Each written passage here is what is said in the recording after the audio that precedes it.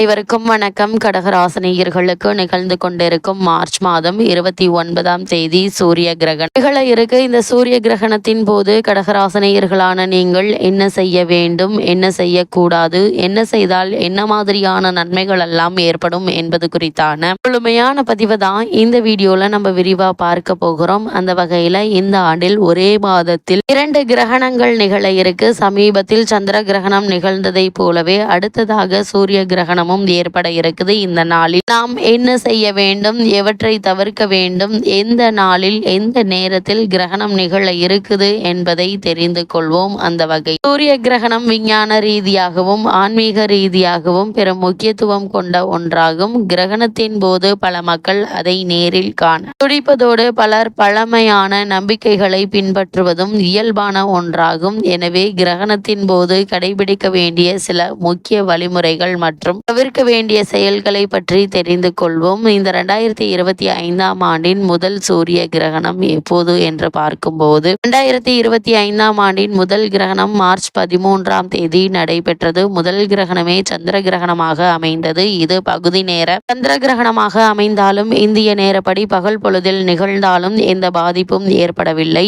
இந்த நிலையில் இந்த ஆண்டு மார்ச் மாதத்தில் 2வது முறையாக கிரகணம் நிகழ இருக்கு. இது சூரிய கிரகணமாகும். இது இந்த ஆண்டின் முதல் சூரிய கிரகணமாகும். மார்ச் 29ஆம் தேதி சனிக்கிழமை நிகழ உள்ளது. இதை ஆசியா, வட அமெரிக்கா, ஐரோப்பா, ஆப்பிரிக்கா, ஆர்டிக் உள்ளிட்ட உலகின் சில பகுதிகளில் காண முடியும் என தெரிவிக்கப்பட்டுள்ளது. இந்தியாவில் கிரகணம் ஏற்படும் நேரம் எப்போது என்று பார்க்கும்போது இந்திய நேரப்படி பகல் 2:20 மணிக்கு துவங்கி மாலை 4:17 மணிக்கு உச்சமடைந்து அதேபோல் மாலை 6:13 மணிக்கு நிறைவடைய உள்ளதாக சொல்லப்படுகிறது. இந்த சூரிய கிரகணத்தை இந்தியாவில் காண முடியாது என சொல்லப்படுகிறது. இருந்தாலும் ஆன்மீக ரீதியாக சூரிய கிரகணம் என்பது பகல் பொழுதில் நிகழ்வால் அது முக்கியத்துவம் வாய்ந்ததாக கருதப்படுகிறது. இந்த நாளில் சில குறிப்பிட்ட விஷயங்களை கடைபிடிக்கவும் தவிர்க்கவும் வேண்டும் என சொல்லப்படுகிறது. இதனால சில தீமையான விளைவுகள் ஏற்படுவதிலிருந்து தப்பிக்க முடியும் எனவும் சொல்லப்படுகிறது. சூரிய கிரகணத்தின் போது கடைபிடிக்க வேண்டிய என்ன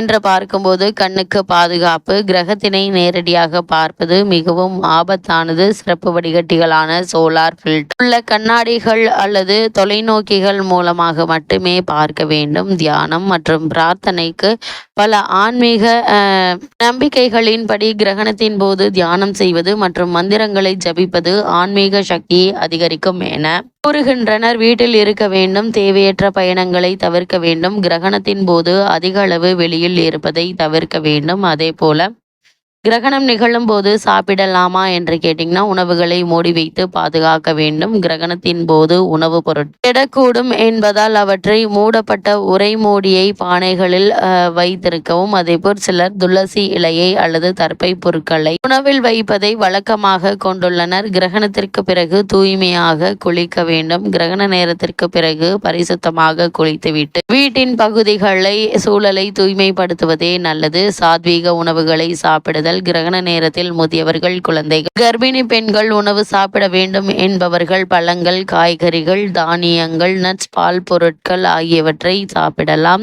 இந்த கிரகணத்தின் போது தவிர்க்க வேண்டியவை என்ன என்று பார்க்கும்போது நேரடியாக பார்க்க வேண்டாம். சூரியனை நேரடியாக பார்ப்பதை தவிர்க்க வேண்டும். இதனால் கண்களுக்கு பாதிப்பு ஏற்பட வாய்ப்புகள் உள்ளது. கர்ப்பிணி பெண்கள் தவிர்க்க வேண்டியவை. கர்ப்பிணி பெண்கள் கிரகணத்தின் நேரத்தில் வெளியில் செல்வதை தவிர்ப்பது நல்லது. ஏனெனில் இதனால் குழந்தைக்கு பாதிப்பு ஏற்படலாம். கிரகண நேரத்தில் உறங்க வேண்டாம். கிரகணத்தின் போது உறங்குவதை பலர் தவிர்க்கிறார்கள். ஏனெனில் அது உடல் மற்றும் மனசோர்வை அதிகரிக்க கூடும் என நம்பப்படுகிறது. சாப்பிடக்கூடாது. கிரகணத்தின் போது சமைத்த உணவுகள், வெங்காயம், பூண்டு, அசைவம் ஆகியவற்றை சாப்பிடுவதை தவிர்க்க வேண்டும். இவைகள் உடலுக்கு தீங்கினை ஏற்படுத்தும். கூர்மையான ஆயுதங்களை பயன்படுத்தக்கூடாது. கத்தி, கத்திரிக்கோள் போன்றவை கூர்மையான ஆயுதங்களை சூரிய கிரகணத்தின் போது பயன்படுத்தக்கூடாது என கூறப்படுகிறது.